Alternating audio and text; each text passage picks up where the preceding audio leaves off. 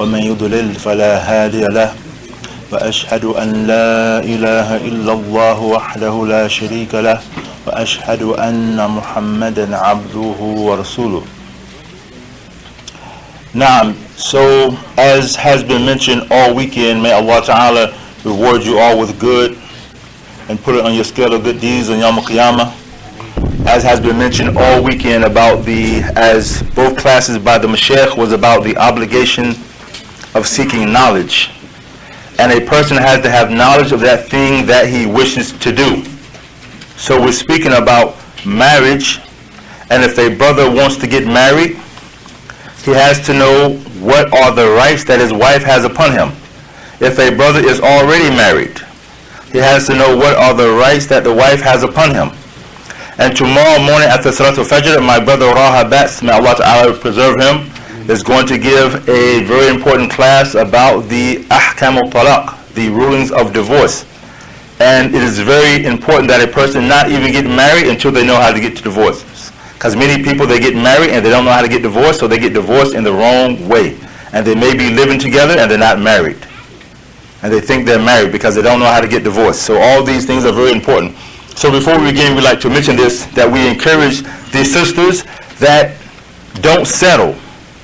But rather when you get married, ask the good questions. No one asks the important questions when it's time to get married. But rather you need to begin to ask that brother, do you know what my rights are? If he does not know what your rights are, how do you expect him to give you your rights? It's probably not going to happen. So begin to ask these good questions. Brothers, do you know what my rights are? Now we mentioned how many rights does the Sheikh mention in this book? How many? For the man, there were 9. And for the women, there how many?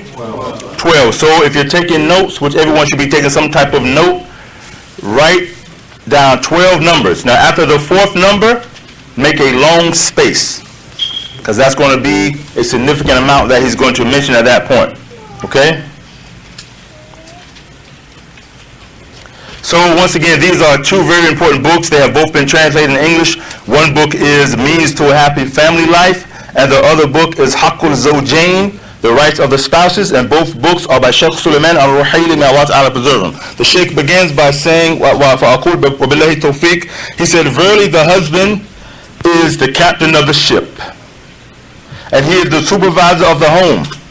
And just as he has rights, there are also rights upon him, meaning rights that he has to give his wife. He said, and the Muslim husband, he draws close to Allah Ta'ala by fulfilling the rights of his wife which are upon him. He said he fulfills her rights because he is responsible for her. As the Messenger of Allah said, كُلُّكُمْ رَاعٍ وَمَسْئُولٌ عَنْ رَعَتِهِ. All of you are shepherds and all of you shall be questioned. You're all responsible. You shall be questioned about your flock. He said, Al-Imām Ra'in. The Imam is a shepherd, and he will be questioned about his flock. And the man concerning his family is a shepherd, and he shall be questioned about his flock. He said, therefore the righteous man knows that he has been made responsible for his wife, and he shall be questioned about her. So he exerts himself in advising her and fulfilling her rights, because he knows this is from taqwa of Allah Ta'ala. And the Messenger of Allah, he said, فَاتَّقُوا اللَّهَ فِي النِّسَاءِ. He said, fear Allah concerning the women. When you hear the word taqwa, do you know what that word means, to have taqwa of Allah Ta'ala? Because it's always translated as fear. There's about 9 different words in the Quran, all translated as fear, have different meanings. We hear taqwa of Allah Ta'ala, taqwa, what does that mean, Ya Akhwan? We hear taqwa. It's different than khawf, which is different than khashya, which is different than rahba. This is taqwa. Taqwa means that you place, ma'ak shay, tafaddal. Okay, jazakallahu khairan. Anyone else? Place a barrier between yourself and Allah's punishment for doing. Ahsant. That you, taqwa from the word wow, qaf, yeah. That means a protection or a barrier that you place between yourself and that thing that you fear, a barrier. So when you hear taqwa of Allah, that you place between yourself and Allah's punishment, a barrier that will keep you from being punished. And that barrier is by doing what? Doing what he told you to do and not doing what he told you not to do. Now he says, so, and the righteous man fulfills the rights of his wife because he knows this is a command of the Messenger of Allah alayhi salam, and he's afraid of neglecting his command. He said, treat the women kindly. This is a command. Treat the women kindly. This hadith, of course, has been collected in Sahih Bukhari. Now, he said, and the righteous man, the blessed man, he fulfills the rights of his wife because he knows he is a trust that he has been given. And the trust is from who, ya akhwan? From Allah Azza wa Jal has made this woman a trust for him. Now, as the Messenger of Allah he said, verily you have taken them as a trust from Allah. He said, so the blessed Muslim husband does not fulfill the rights of his wife in exchange for his rights. Rather, he does this because he is responsible in front of Allah Azza wa Jal. On that day, that's how long, ya akhwan? How long is the day of judgment? في يوم كان مقداره 50,000 سنة. On a day that the standing is 50,000 years. Now, he said, so from the rights, this is number one, ya akhwan. From the rights of the wife that she has upon the husband, now, he said, أن ينفق عليها, that he spend upon her. That this is the first one, ya akhwan, that he spend upon her according to what is customary to where he's at. So he's going to feed her when he eats. He is going to clothe her when he puts clothes on his back. He says, so the man is required to spend upon his wife and to feed his wife according to what is the customary practices in that area. And so he doesn't have to be extravagant, nor is he going to be a miser. He says, so he's not going to be stingy with his wealth and dealing with his wife and give her less than what is commonly practiced in his area. And he does not have to go above his ability and what is above common practice. He said, this is because the Messenger of Allah, he said, their rights over you are that you should provide for them and clothe them in a reasonable manner. Bil ma'ruf, in a reasonable manner. What's number one, ya akhwan? Spend upon your wife. So just like as my brother Raha said, if you can't spend upon the first one, can you get a second and third? Not possible, ya akhwan. Allah Ta'ala is going to ask us about this, okay? Now, number two. And yuhsina ilayha. From the second right, ya akhwan, that the woman has upon the man is that he is kind to her. That he is kind to her. Now, he said, from the rights of the wife upon the husband, that he is kind to her with every means that is common practice. He said, so he is kind to the wife in anything that does not contradict the laws of Allah Azza wa Jal. And they mentioned that the Prophet Muhammad Islam, he said, أَلَا وَحَقُّهُنَّ عَلَيْكُمْ أَن تُحْسِنُوا إِلَيْهِنْ. He said, their rights over you is that you should treat them well. Their right over you is that you should treat them well. Number one is what? Spend upon them. Number two is what? Treat them kindly. Okay, let's go to number three. Number three, أَلَا يَضْرُبُهَا, that he should not beat his wife. He should not be a wife beater. Okay? And we have something very nice that my brother Raha translated that's on our blog by Sheikh Muhammad bin Hadi. We all know him, right? And it's entitled, Beating Your Wife is a Reprehensible Act. It's an evil act to beat your wife, right? Nah. So the Sheikh, he says, from the rights of the wife upon the husband, that he should not hit her. So he says, so he is not allowed to hit his wife unless he fears some disobedience from her. He says, so hitting is specified. Is a specified discipline. After she has been warned and she does not benefit from the warning, and he has boycotted her, and we're going to get to what it means to boycott. He says, then he is able to hit her, but the hitting, ya akhwan, is not a hitting of revenge. And as Sheikh Muhammad bin Hadi, he says, the hit is like a slap or a tap. That's it. And it's never in the face. And this is the problem, ya akhwan. Sometimes we hear these terms like we hear slavery, and we think chattel slavery. You know what chattel slavery is? That's like we see on Roots. You think that kind of Islam has slavery, you expect somebody to be treated like they were treated on Roots. No, in Islam, slavery, The slave master, if he gives the slave too much work, he has to do what? He has to help him out. He has to put the same clothes on the slave that he's wearing. He's going to feed him the same food he's eating from. It's not the same, Akhwan. We have to understand the explanation of these things, okay? Now, and the Messenger of Allah, Islam, he said, whoever man daraba sultan dhulman, whoever hits someone with a whip unjustly, he will have the score to settle with him on the day of judgment. Ya Akhwan, do we understand that on the day of judgment, who is Allah Ta'ala going to resurrect? Now, rhetorical question, give me some feedback, brothers. Everybody and every what?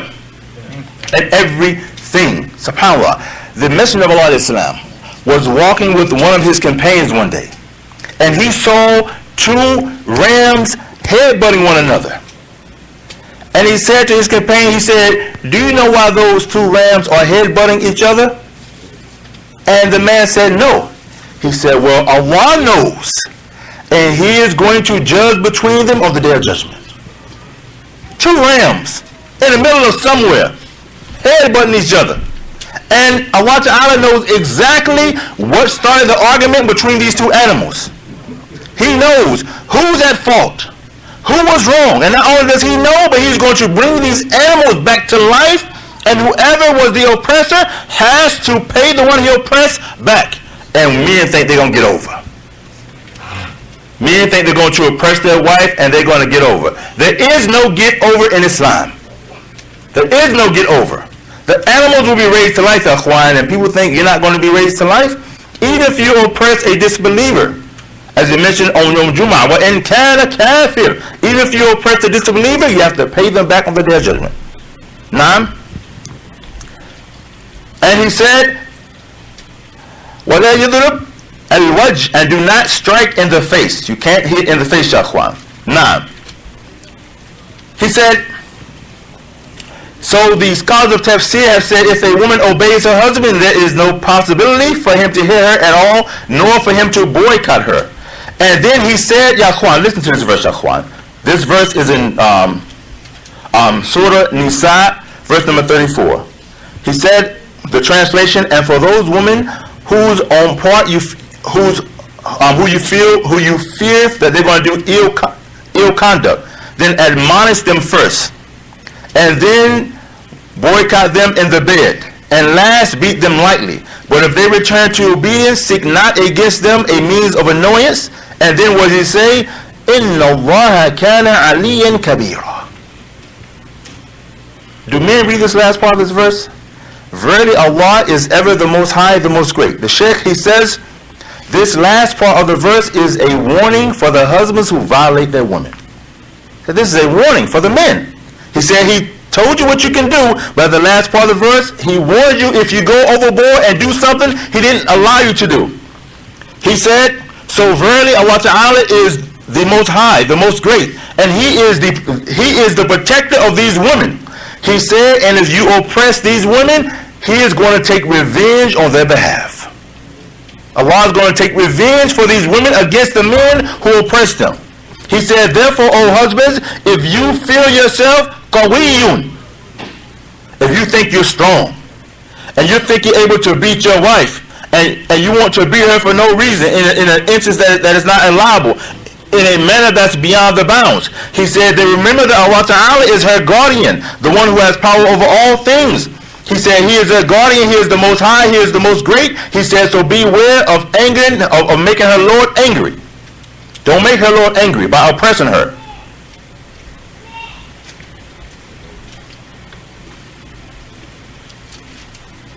Naam. And the Messenger of Allah Islam, he said, do not beat the female slaves of Allah. Naam. And we all know what we mentioned, that our mother Aisha, may Allah Ta'ala be pleased with her, that what she said about the Prophet Muhammad Islam, that he never hit a woman, never hit a slave. He only hit when it was time to fight in the battle. Naam. Okay. Number 4. Leave a little space, brothers.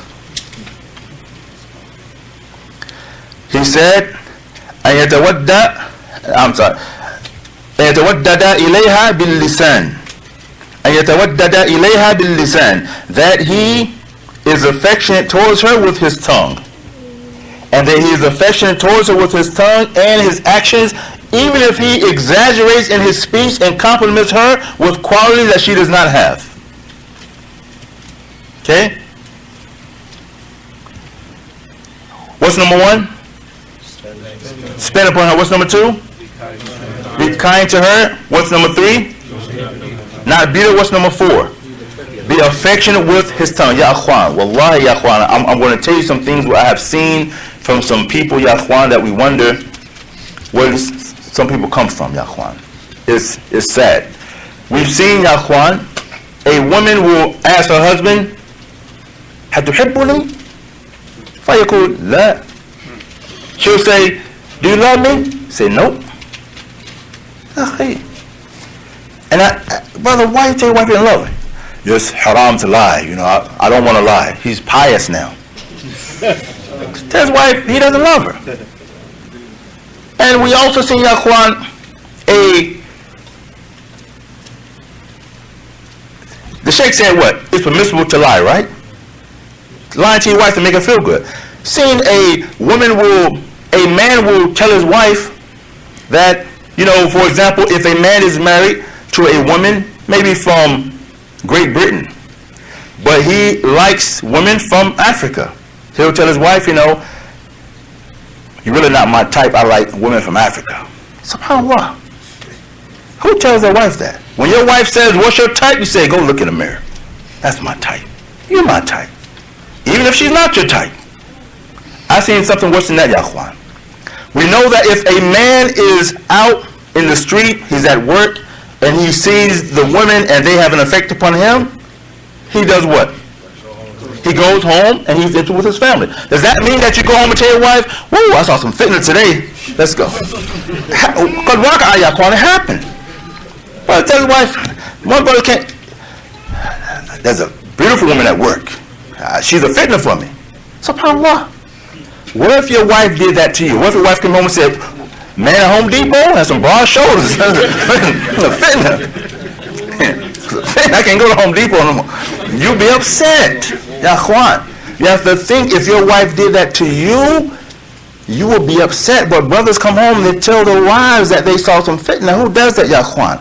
You make your wife think she is your earth. She's everything.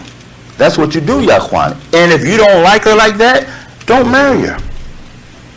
That's why you see her before you marry her. And once you marry her, you have to make her think she's everything, ya akhwan. SubhanAllah, ya akhwan. I couldn't make this stuff up, all right? May Allah guide us. He said, so even if he said he can express his love for her in his heart, expressing a greater love than what is actually present. He said, and the Messenger of Allah, he allowed lying when a man has conversation with his wife or when a wife has conversation with her husband. He says there is no problem with a man lying to his wife like this, Shahwan, because it's going to bring about happiness in the home. He says, so therefore he'll mention to her some type of beauty that she may not even have, right? And he'll mention love, although he doesn't find this love in his heart.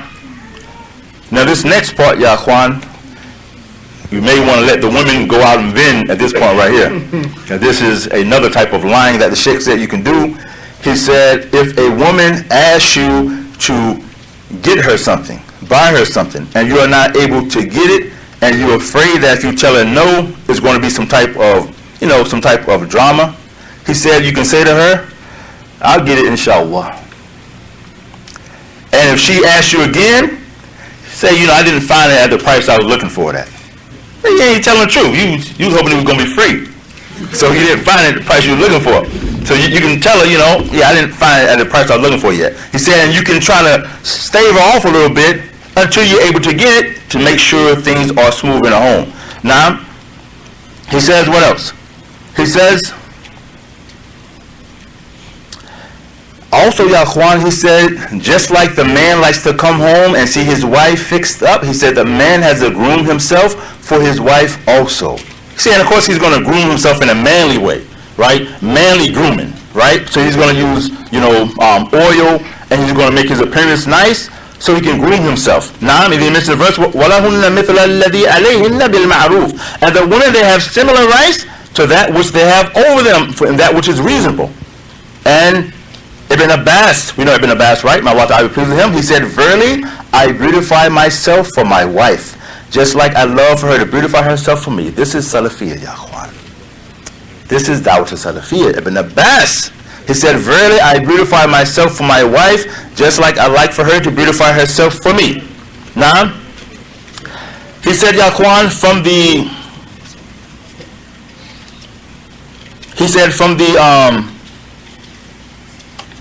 affection that a man can show to his wife is for him to share household duties with her. This is all still number 4. For him to share household duties with her. And he said, and the Messenger of Allah, salam, his wife Aisha said about him, كان يكون في محنة أهله وإذا حضرت الصلاة خرج إليها. That he used to be in the service of his family, and when the time for prayer came, he would go out to the prayer. And Sheikh Abdul Razak al-Badr, ya akhwan, we know him, right? He's the son of who? Sheikh Abdul Musa al-Bad. He said, he mentioned a story. He said there's a student of knowledge, and he wanted to know what his wife goes through in the home. So he told his wife, he said, from Fajr to Isha, don't move. He said, I'm going to cook, I'm going to clean the house, and if the kids get dirty, I'm going to wash the kids. He said, when you hear the adhan for Isha, then you can go back to doing your household duties. He said, but I'm going to do everything today. He said he took a day off from work and said, I got it today. He said when the adhan came, he appreciated his wife. He knew what she did in the home, ya akhwan. He said, but some men, they don't think their wives, or if they have a servant in the house, they don't think their servant, all they do is complain. You didn't do this, you didn't do that. He said, but they never did it, so how do you know? And he said, and it's not obligatory that you do it. He said, but at least you can do what the Prophet Muhammad ﷺ did. He used to be in the service of his family, and when the prayer came, he went out to make the prayer. Now, he said, also, the Messenger of Allah ﷺ, he was sociable with his family. He was smiling.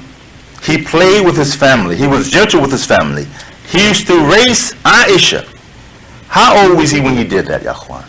Anyone know? When he had this race with his wife Aisha, how old was he? 53 years old. 53 years old, and he was racing with his wife. I'm sorry, he was 53 years older than her. Nah, Sheikh said he was 53 years older than her. Nah, he said, so, he said one time they were out on a journey, and he said to his companions, go ahead, go forward. And she said to his wife, come here, I'm going to race you. Now, who won that race? Aisha won the race. She said, I raced him and I beat him. And I beat him. Now, the Sheikh said, La ilaha illallah. He said, he was over 50. He said, and he was traveling with his companions, but he told them to go ahead so he could race his wife. Now, he said, look at his companionship. He said, and then some time went by. And Aisha said, and I became heavier. And I forgot about the previous race we had. He said, so they were on another journey. He said to his companions, go ahead.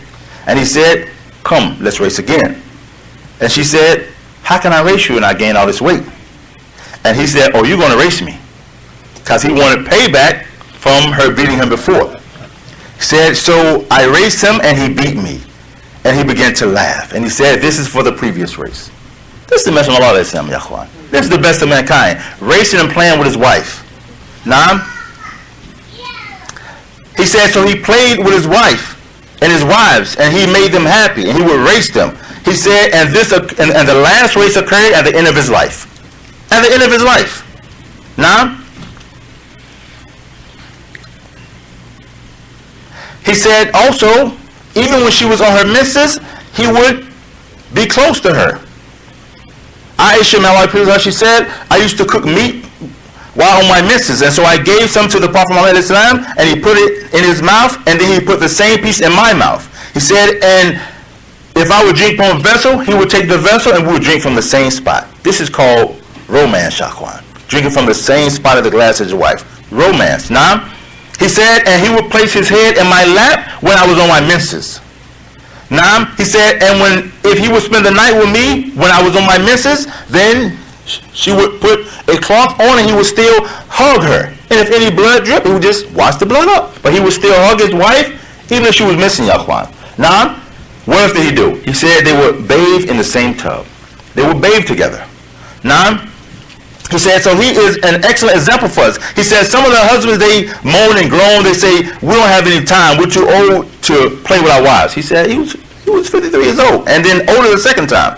Now, he said, and not only that, he said, but he carried the burdens of millions on his back. He was in charge of the entire ummah. And he had a family, and he had children, and he had multiple wives, but he still found time to play with his wives, ya ikhwan. Some of the people, all they do, the men, the wives complain, they stay on that computer all day long. They get home from work, and they're on the hasub, the computer, all day long. And they don't have any time for the wives at all, ya ikhwan. Now,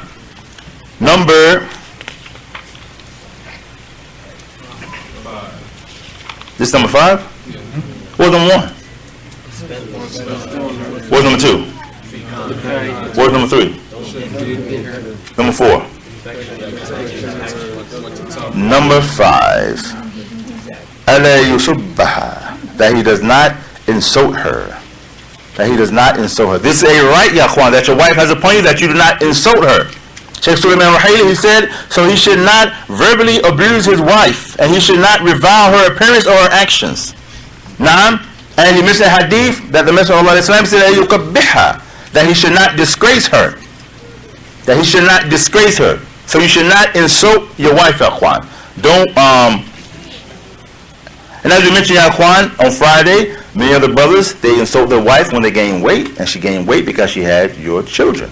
And if you don't like her gaining the weight, then take her walking. But many brothers, you can't take her walking because you're on the computer.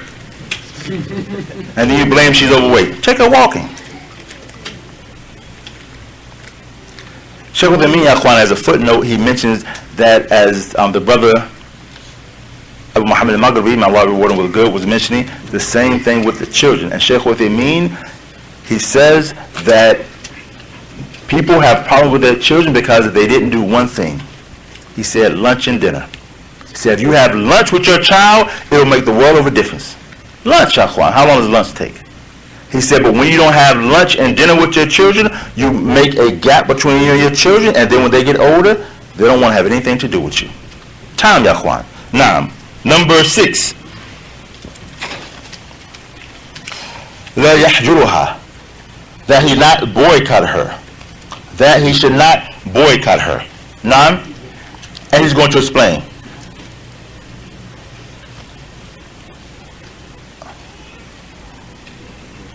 Yahjuruha, right?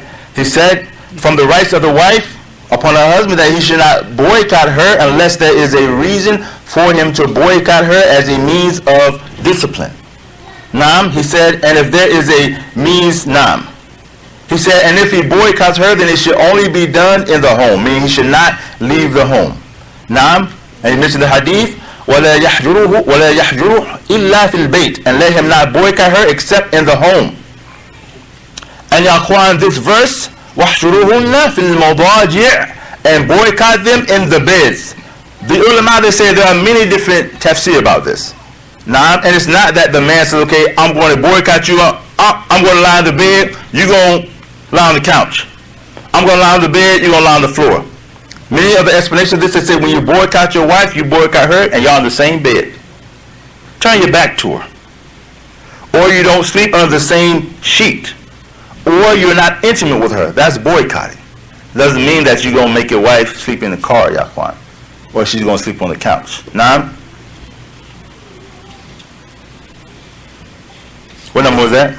6. And it was what? Don't boycott her without a reason. Naam. And it has, to be in the proper way that you boycott. Number 7 is La yufshi sirraha, that you should not expose her secrets. Don't expose her secrets, right? He said, so the man should not speak about the same thing we mentioned last night, that which the door is closed upon, especially that which is connected to being intimate. Naam, so you should not go out and disclose the secrets of your wife. That's pretty straightforward. He mentioned the details of that last night. That was what? Number 8. لا يغضبها, that he should not hate her. Naam, he should not hate her. He said from the rights of the wife upon the husband that he should not become angry with her and only look at her bad qualities. Rather, he should look at her good qualities. He said, and he tries to magnify her good qualities and minimize her bad qualities. He says, and he tries as much as possible to only see good in her. And then he mentioned that the narration that the Messenger of Allah, he said, let no believing man hate a believing woman. If he hates one characteristic, then he will see another that will please him.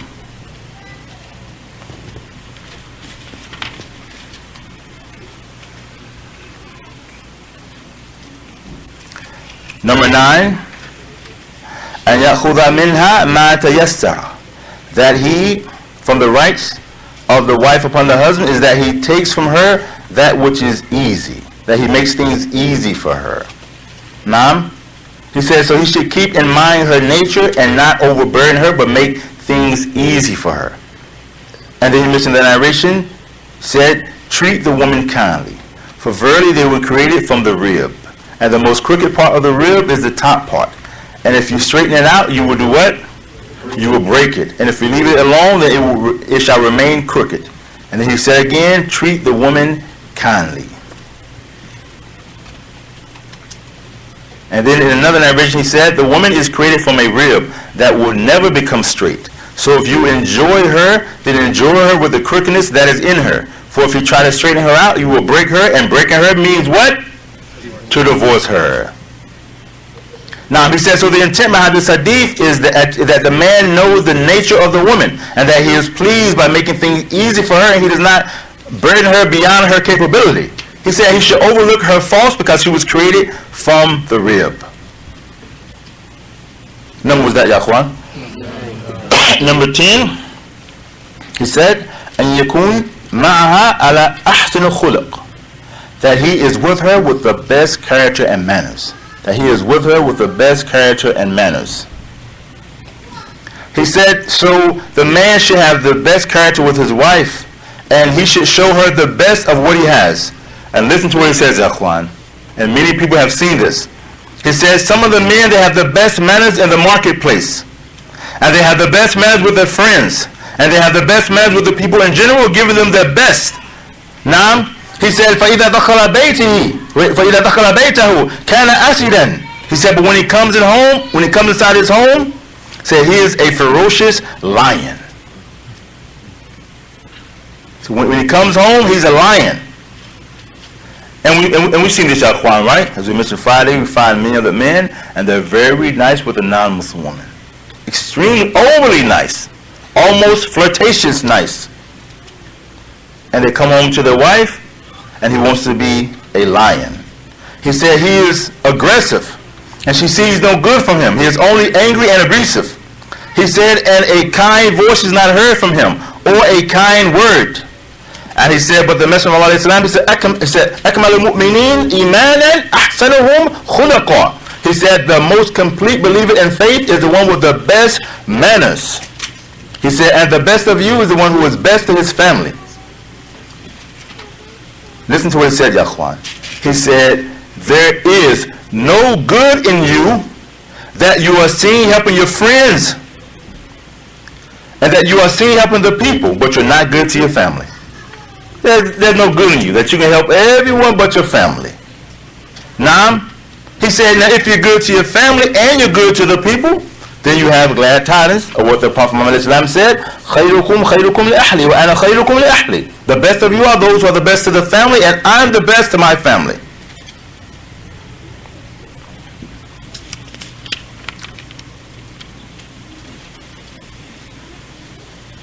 What number are we on now? أن يكون سببا في وقيتها من النار. That he be the reason for her being saved from the hellfire. That he be the reason for her being saved from the hellfire. He said, from the rights that the wife has upon the husband is that he is a reason to protect her from the hellfire. And he does this by teaching her. And he enjoins the good upon her and forbids the evil. And he is patient with that. He said, so he prevents her from anything that could cause her to enter the hellfire. And then he mentioned the verse, قُوا أَنفُسَكُمْ يَا أَيُّهَا الَّذِينَ آمَنُوا قُوا أَنفُسَكُمْ وَأَهْلِيكُمْ نَارًا وَقُودُهَا النَّاسُ وَالْحِجَارَةُ O you who believe, save yourselves and your family from a fire whose fuel is men and stone. Now, does anyone know what kind of stone this is? That's in the hellfire? Allah Ta'ala says the fuel of the hellfire is men and stone. What kind of stone is this? Huh? Okay, is it Ahsan, is that okay? Anybody else? Large, very large stones. They're going to be large. Naam, Jazakallah khair. Black, okay, Jazakallah khair. The one that spark like on a match. Okay, Barakallahu fikum. Jazakallah khair. The ulama, and you can find this on the MTWS blog if you want to get the details of it, they say this is brimstone. So, and there's a reason for this brimstone being the fruit of the fire. Said because brimstone stinks, has a very horrid smell. Also, it ignites and becomes hotter than any other stone. And also that when it burns, it sticks to your skin. It sticks to the skin. So this is the kind of fire, the kind of stone that's going to be ignited in the hellfire. May Allah Ta'ala save us from that. Now,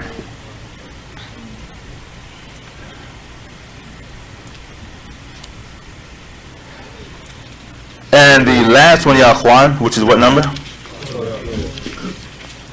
He said, أَن يَغَارَ عَلَيْهَا أَن يَغَارَ عَلَيْهَا, that he is jealous for her. He said she should see from her husband, from the rights of the wife upon the husband, is that he should have jealousy for her. So she should see from her husband jealousy. But it is a rational jealousy. It is a rational jealousy. Now, he said it is a jealousy that brings about good and repels evil. He said, so he is jealous of his wife. He doesn't want anyone to see her body, anything of her body. He is jealous of her wife, that she should turn a glance towards unrelated men or mix with unrelated men or speak to them, and it's not a necessity to do so. And we mentioned the example last night about how some men don't have jealousy for their wife when they sit down and they watch the wrestlers wrestle around in front of their wife. He said, but as for the jealousy that equates to doubt and tracking her every move without a cause for doubt, he said this is jealousy which is haram. You can't become a spy. He says this jealousy that makes you track your wife is haram. He says some of the husbands, he said you find them being jealous, therefore they spy on their wives. He said and there's no reason for them to have doubt. He said and they have doubt concerning her without any cause. He said so when they enter the home, they rush to her cell phone and they look at the call log. Who she been talking to while I was at work. Now, he said, and if the phone rings, they go sit right beside her and they want to listen to who she's speaking to. Now, he said, and they track her and they search through her things and they are suspicious of her. And if they hear her say a word, they say, what do you mean by that? Everything is, she must be cheating on me. And do you know that there's another danger to listening to your wife's phone conversation? What's that? What is that? Eavesdropping, Yahweh. That sister don't want you to listen to her. That sister don't want you hearing a voice like that. You didn't give her permission to listen to her. It's not permissible to listen to someone without their permission. She's talking to a woman. You're not mahram for that woman. You can't sit there and listen to that woman's every conversation. She may be saying something personal, or even just hearing her voice. She don't want you to hear her voice. She didn't call you. You can't do that, Yahweh. It's not permissible. That you're going to call that brother and say, hey, brother, you mind if I listen to your wife? She's talking to my wife. That's not going to go over too well, Yahweh. So you can't do that. It's not permissible, Yahweh. Now, he said, so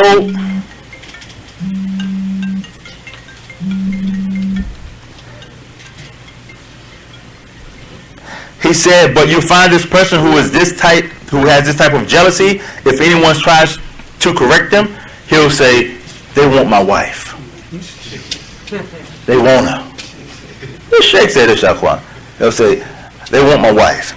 He said, the Prophet Muhammad Islam, he said, there is a protective, let me give this narration. This narration is collected in Abu Dawood. Now, he said, there is a protective jealousy that Allah loves. And there is a protective jealousy which Allah hates. The protective jealousy that Allah loves is protective jealousy where there is a cause for doubt. And the protective jealousy that Allah hates is the protective jealousy where there is no cause for doubt.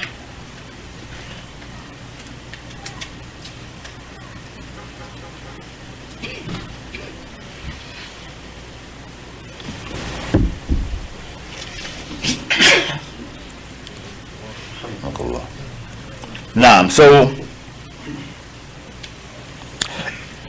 in conclusion, Akhwan, he says, so this is the righteous husband. As for the husband who is not righteous, then he asks his wife for things that are not his rights because he doesn't know what his rights are. He says, and he is an evil companion to her, and he becomes angry very quickly. If the wife asks him for something, he complains about it and becomes hostile. If she asks again, he frowns and scowls at her. And if she insists, he's going to beat her down and become violent. He said when he's inside the home, he wears raggedy clothes. When he comes out, he's fixed up.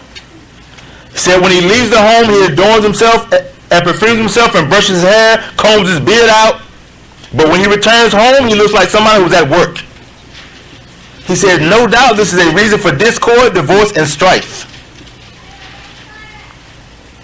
He said, so I end this by explaining to you that from the reason to have a good companionship in the home for the reason to have a good marriage is for the man to be a good companion with his wife. He said, وَعَاشِرُوهُنَّ بِالْمَعْرُوفِ, and live with them in kindness. He said, and the scholars mentioned this is what is reasonable to the custom of the people, that you are kind to your spouse. He said, and you respect the opinion of both, that each spouse respects the other's opinion, and they cooperate in that which will bring about joy and happiness. So the woman is a good companion to her husband, and she consults him in her affairs, and she respects his opinion. Now, and she honors his family. Now, he said, and the man is a good companion to his wife, and he consults her also, and he accepts her opinion if she's correct. He said, and the man should also be good to her family. Now, he said, and I conclude with advice which is necessary for both spouses to adhere to, and that is the greatest thing which will bring about cooperation between the spouses for their home to be established upon the religion. He said, so both spouses should be concerned with the religion and being righteous, and they should help each other upon the religion. We know some of the brothers, Akhwan, and the wives really helped them out. One brother, he mentioned that he had just got married. He was a newlywed, wedding night. He said, so the next morning, he was kind of shy about, leaving and going to Fajr prayer. Didn't know what his wife was going to say. He said his wife, when it's time for Fajr, said his wife put her feet on him and pushed him out of the bed. She said, I know how to lead Salat. Go to the masjid. I know how to pray. Go pray with the men. And that set the tone for the home. They've been married for about 10, 15 years now. That set the tone when she told him, no, you go do what you do. That set the tone, as opposed to like some wives, don't leave me. And they set the tone to make the man shy to go do what he's created to do. Now, he said, so nothing brings about happiness and ease in the home such as the two spouses worshiping Allah Ta'ala together. And then he mentioned the narration, may Allah have mercy upon the man who gets up at night and wakes up his wife and she prays. And if she refuses to get up, he sprinkles water in her face. And may Allah have mercy upon the woman who gets up at night and prays and she wakes her husband up. And if he doesn't want to get up, she sprinkles water in his face. Now he says, so if the spouses cooperate upon religion and dhikr of Allah Ta'ala in the home will be stable. And then he mentioned the narration, the example of the house where Allah is mentioned in, and the home where he is not mentioned in is like the difference between the living and the dead. In his other book, reasons for happy family life, and we'll end with this. He said you find some of the people in the home is in chaos. And he said the reason why, he said, because people don't know how to enter the home right. He said people enter the home, and what should you do when you enter the home, ya akhwan? There's dua you make. He said people enter the home singing. He said when you enter your home singing, shaitan will enter with you. He said no, he'll enter before you do. Shaitan will enter your house before you do. You walk in your house singing, and shaitan is right there, and then people shock. What's going on? Why are we arguing all the time? Because you don't know how to enter your home. Close your door, singing. Enter your door, singing. That's why the home is wrecked. Now,